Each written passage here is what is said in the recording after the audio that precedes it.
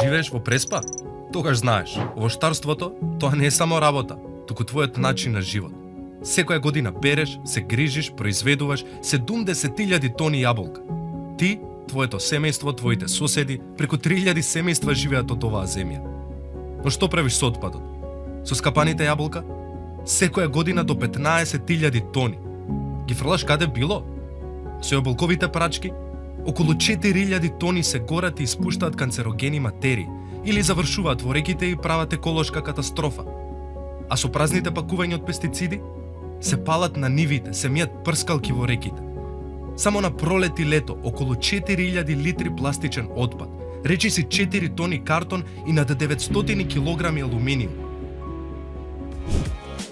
Размисли, тие остатоци ја загадуваат земјата што те храни. Затоа, фрлај правилно.